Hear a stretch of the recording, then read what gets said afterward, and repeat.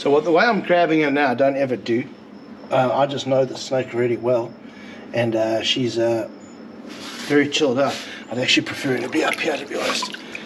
There we go, let's get up here. It's a better place to have her. There we go. Good girl. Isn't she amazing, Charles? Okay, wow. If you're going to come, I'm going to need your help here. I just want to get her, just get her nose going first, you know. You have to be very careful. These snakes have got massive fangs. Even here.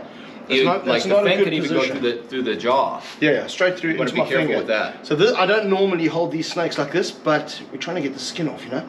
So if you try just hold the body of the snake there. So she's got less room. I just want to change my hands to make it safer.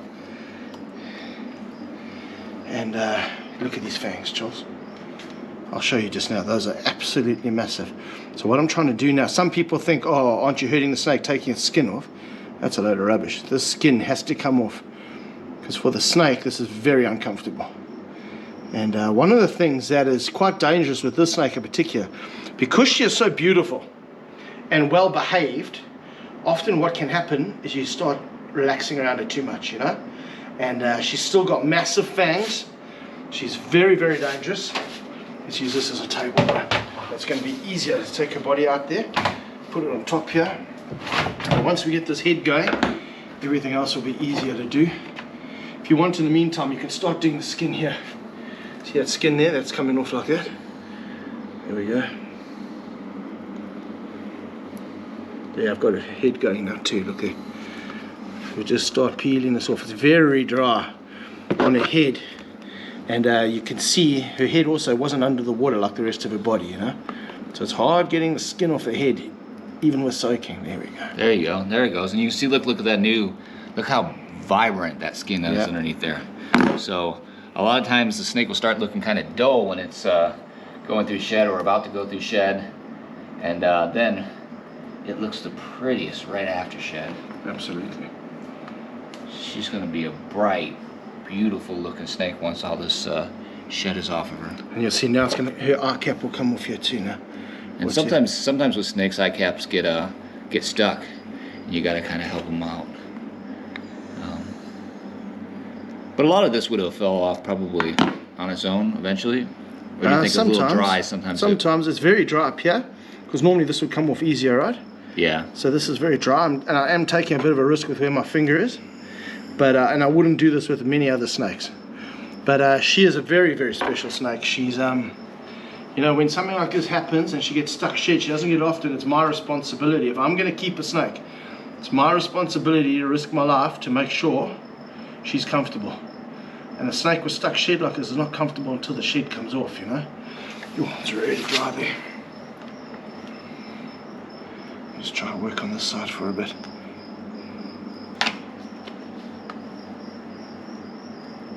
Coming off, Dingo? Slowly. It's in a heat pit.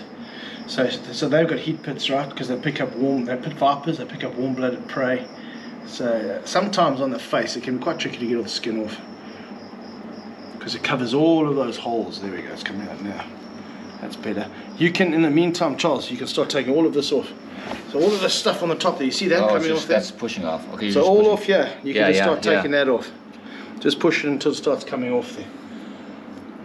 It's just peeling right off. It's not sticking at all. Look at that. Look at that. Look at that. Look at that skin just coming right off there. Let's see if we can get her cleaned up. Oh, she's hissing. She doesn't like this. But she's going to feel a lot more comfortable afterward. After we get this off of her, she's going to feel a lot more comfortable. So it's kind of like going to the doctor. I don't like going to the doctor either, but...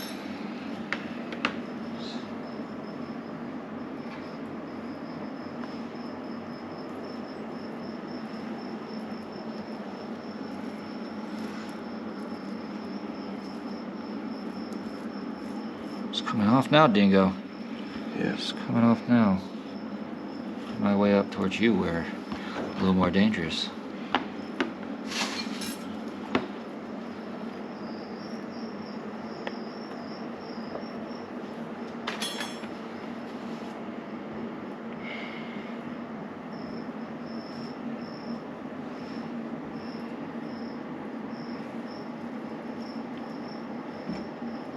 So you can take from here. Try get it from over there, wherever it is there. I'll hold the head. Let me see what's here. You just pull it off. Yeah, there we go. Yeah, if you can go from there, I'm going to swap my hands over again. So ideally, most of the time, she sheds really, really well. This is just once a year she has a bad one like this, and it just makes life a bit trickier for everyone. Here you go, there's a nice piece coming off. There you go, there you go, too. Oh, yeah.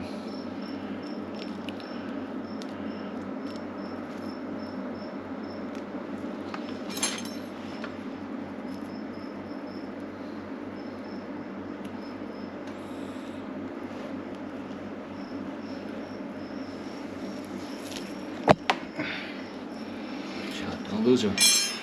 Don't lose control, man. If I lose her, bro, we did. So we got a big old spot here, yeah. So in terms of venom, what are we dealing with here? They think it's similar to that of the Bothrops from South America. No anti-venom for them in the world, though. So if this snake bites us, we're dead. There's no ways we'll survive. Especially, she's a big girl. She's got big venom glands, big fangs. Okay, I'm just worried she's got some skin, I don't know if she has, on her bottom lip. I've got the top off. I'm hoping there's no skin here. We can check from another angle better. I'm going to put her head there. She's got some on her neck there. See there? It's coming off. You can see you have to have a lot of patience. Is this coming off over here too? Yeah. And you need a lot of experience when you're swapping your hands over as well. With a head, you know? It's coming off, right off. Because you apply very little bit of pressure on her head. Fortunately, she doesn't like fighting. You do this with a bushmaster, it takes like 3 people. And they notoriously have bad sheds. That looks good. She looks good under there. Is everything off here? Maybe a little piece right there. There's a little piece back here. There's a little piece, man. Look how our color changed. Amazing, isn't it? Check this out, guys. Just look at that. Look how bright, vibrant green she is now. I'll show you one more thing while she's here. Come on, big girl, show us your fangs. Look at that. Oh, there's venom coming. There's venom coming out of those fangs. How's the size of those fangs, my bro? Look at that. Crazy, dude. And you can see she's still not trying to hurt us, is she? Look at that. So what we can do now, because a lot of people think, oh, you're harassing the animal, etc. Just let her go there. I'm going to let her head go. Watch her. Look at her. Isn't that incredible?